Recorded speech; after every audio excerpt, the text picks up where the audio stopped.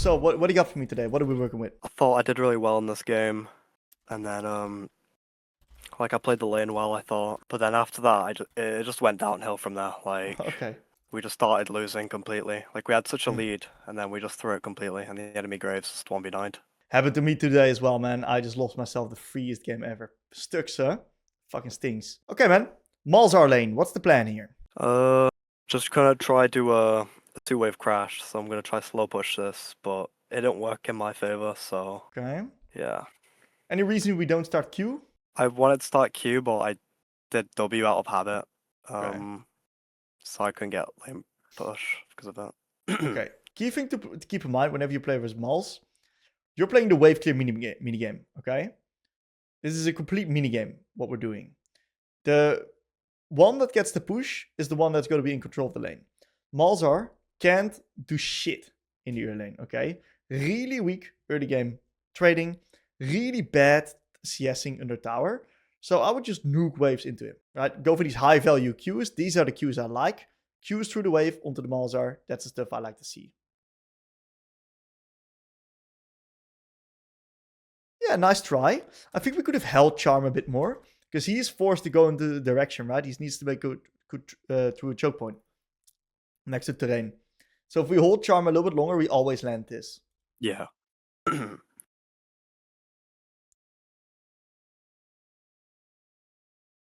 Yep, that's a free kill. Oh, he even flashed. What an idiot. We take those. Nuke the wave. Looks like we even killed the Graves. Nice Charm, dude. Well played. Find a reset opportunity here.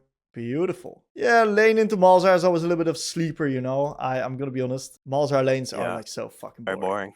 They're so fucking boring. Do you have any specific questions for the Malzar game or any specific things you want my take on? No, I'm good with Malzahar. Yeah, I you're feel good. like I'm good into him.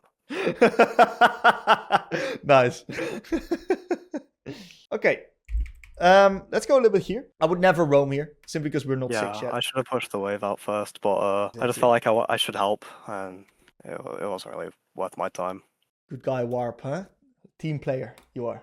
I used to be a team player as well. I was stuck when I was, actually. It's all about yourself, mate. Prioritize yourself. Sure, I like this R. Great W usage. Fantastic charm. Well played. Incredible. Where are we going? I was listening to my teammates' pings for some reason. This gotta stop, man. This is a massive issue. We're gonna full mute every single game from this point onwards. No pings, no chat, nothing. You are completely getting gaslit, baited, Yeah. drawn into the mud by these guys. Okay? Fucking hell, that's crazy. They just... You wasted so much tempo, dude. You know, you're giga stuck in the lane. Thank God we get this kill. Unbelievable. We got the Malignants. That's nice. Let's see if we do a bit of tabbing here. All right. What do you see? I was looking for I was thinking about doing Dragon since it was up and Shaka was bot side. So I was checking how our bot laner was doing. Okay. Play with Shaco. Play with R. RE reference points. Check, check. I like it. Push the lane. Okay. We got another wave pushing in here. I would have never moved without pushing this wave in as well. Bit late now. Push this wave. Now we can do grubs. I like your pings here. Well played. This is good. This is really good.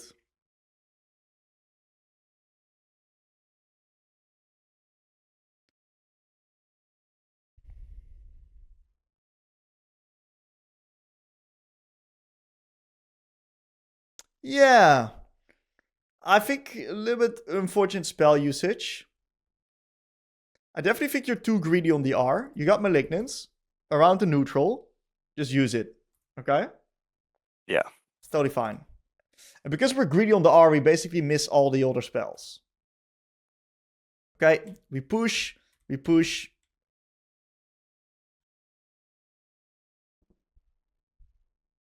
It's fine. We reset. We TP back. This is quite good. Also quite good. All right. Big tap. Really big tap. Okay. How are we going to win the game from this point? Play around my top side and avoid dying. to not give the shutdown away. Okay. Yeah, if we play with Albessa, we basically can't lose, right? I love that. Play with Albessa, and then we're in a great position. Okay, I'm not sure if I like this. Might work.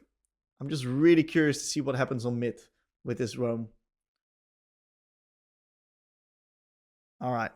So what I'm seeing is that you're too loosey-goosey on your moves, okay? Just stay in lane and farm a few waves for a while. You don't need to go for plays like this. Let Ambessa just catch the wave, right? Just let her do her thing. Sync up with the Shaco. Create a number advantage. Totally fine. What we identify right here is that we just go in at a time when Ambessa has no R. She has a wave to catch. I think we're just overplaying completely. Yeah. All right. So let's go to the underlying concept that we need to discuss here, right? Why do we do this? And what is exactly going on? The idea of League is not about taking every play, okay? You don't need to take every play to win the game. What you need to do is you need to take the most consistent plays at a time. That's your goal. That's your job. Find the most consistent play that you can find. And what I'm seeing is that if we could be ranking all of these decisions on a ladder of 1 to 10, right? You're very happy taking 5, 6, 7 plays. Okay, these are the best, these are the worst. You're very happy taking mediocre as fuck plays instead of just constantly picking the best ones. Okay? Yeah. That's a recipe for throwing, by the way, taking every play. I would always get a Dark Shield on Ahri. Dark Shield is really good on our champion. Okay, man, so what's next here? Well, we want to like lean towards Dragon. Dragon. Since it's coming up soon. Yep, love that. So I want to save my ult for that. Is that something that you're also doing during the game? I was thinking of doing Dragon, Yeah. but I don't. I remember I popped. I did something really bad here where it worked out in my favor, but I knew Graves was coming to me, and I still went in for the kill. Right. I just got lucky. Yeah. Crazy. I mean, well played. Really well played mechanically, right? It was great. Definitely not the most consistent play. Yeah. Definitely not. That's okay. Yep, you identified it right now in the review. Dragon would have been the most consistent one. And that's definitely where I would be trying to do. I see you also going for Shadow Flame. I personally am not a big Shadow Flame fan on Ahri. I think that it's a fine item, but I think the other options are just better on her. Yeah, I just went it because I was like solo AP, so I just, yeah. Okay, what's going on here? Right? I got too excited. I thought I looked at it and I thought I could kill him. I mean, for some reason, I couldn't help myself. Okay, so we ping the rift, right? So we're aware of the rift. We are using our lull states, and then we still fucking send it so that our R is on cooldown during the rift. Fascinating, huh? I was like thinking, if I could chunk him out now, he won't be there for rift. So let's just send it, and it didn't work the way I wanted it to. Yes, and you got to keep in mind that this guy's a piece of shit while you're one of the strongest champs in the game right now. So if you use your ult for chunking him out, it's not necessarily worth it. You want to be as strong as possible for the fight. So I want to go back to that meth addict analogy that I was doing with the previous guy. It seems like the moment you see someone on the screen, you have to take that hit, dude. You got to fight him, dude. Yeah. You got to use RO cooldown. They're just walking cannon minions, so I got help myself. That's funny. Okay, this was good. We now push. We can swap up the lane assignments here, right, with the Ezreal. Yeah, when I was reviewing this game, I didn't swap lanes quickly enough. It was very late when I swapped lanes.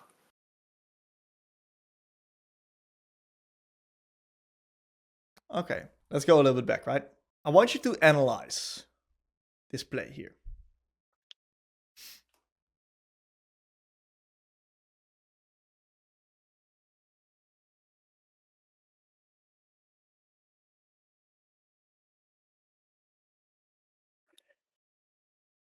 Yeah, no. I remember watching this over, and I played that so poorly. I remember at the end, I was trying to get a last R off. Like I was just walking, pressing R. But I didn't have I didn't have it refreshed, so I didn't get a reset. Okay. What else do we see? I was just kind of face tanking the Graves damage because I was just kissing him basically. I didn't space out. I didn't like play it slower. I just kind of rushed it. I didn't play it slowly. Great. I also could have killed the Neferi as well if I was paying attention, but Perfect. I just got overzealous. I see the problem. I totally see the problem. Okay. What you're doing is I asked you 2 different times what to make of this play. The only thing you told me is I could have played this better. I could have played this better. I could have used my spell better here. There was zero talk about if this fight was even smart to take. Okay. And this shows me where your mind's at. Now, I'm not judging you here, okay? Yeah. This just shows me what you're thinking, okay? And the key thing that we're seeing is that, yes, of course, you could have used your spells better here, right? Of course, you could have used your spells in a way that you probably could have potentially had a little bit more impact. The reality is, this fight was just risky. It was just a dumb fight. Why is this not a smart fight? Well, look at the numbers. Your Twitch and your Ezreal died. You TP to bot without gathering any information on what's actually happening in the fight right here, right? Which means that kinda right now, you're taking this 3 versus 5 fight with Malzar having R up. Malzar didn't even have to R the Ambassador. He could have just ulted you, and then you can't even do anything. This fight was literally not winnable. Yeah, I was just, I felt really pressured because the Ambassador was going to die and I didn't want that shutdown to go away. Okay. So, I felt like I kind of had to help, even if it was bad. Right. So we're seeing some massive issues in your game, okay? You are constantly, like 24/7 helping your team. Like 24/7 helping your team. You are not assessing if the fight is good or not. This is a recipe for inconsistency. The way you're playing the game right now is a massive recipe for inconsistency. It's hard to climb like that. So, have you ever heard of the micro-macro framework warp? Yeah.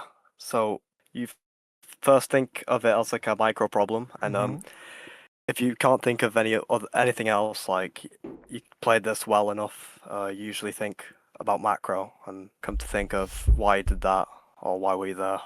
Yeah. So what we find in your case is that there's a combination of both. Like, yes, we could use the micro a little bit better here and there, but the macro is something that we just never even consider. And I'm going to spoil the fun already, right? Well, we don't like spoilers, but I'm still going to do it. But this is what we're going to need to do to eventually get to the position to understand what fights are good and what fights are not good. And this is eventually where we're going to go. And I'm going to help you with that. I want to see like one more fight here. Take a look at how we go about it. Not the end of the world that we have to use R. We can have R Drake again.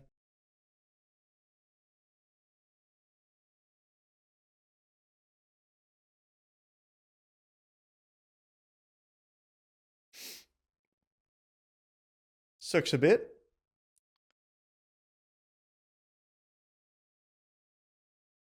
That's okay. I think this is the first fight where we really look at the micro aspect, right? Yeah. I think that the idea of the fight was quite good, but you want to look at this from the perspective from Ari, right? Where you see that we kind of just charm the Drake, which is useless. We're not on an angle. What I would do is I would sit on the flank, right? And afterwards, when we eventually do go for the engage, right? We do land the Q, which is great. We miss our R1, we miss our R2, we miss our charm, and that's a lot of damage is gone. We miss our R3, Yeah, I we was miss just our Q. overforcing it. Overforcing. Okay. So once again, this is the perfect fight to break it down through micro macro. Okay. Perfect fight to break down to micro macro. So let's do it. Okay, we missed all our spells. So we could have just used spells a bit differently. Let's look at positioning. Positioning could have been more on the flank. Was this fight coherent with the win con? Macro? Yeah, it was. Was this fight coherent with our identity? Yeah, it was. Macro-wise, this was a great fight. It's just that micro was just not good enough in this one. Yeah. Great. Next fight. Break it down here. Just wanted to help out the Ezreal who's getting pushed off the mid, and then I overforced the fight again.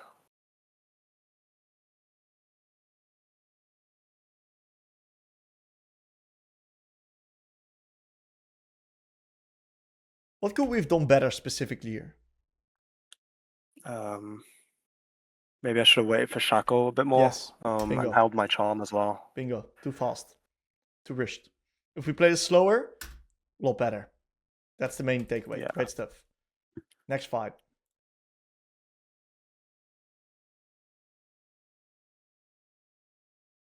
Beautiful. Beautiful fight. Let's break it down here.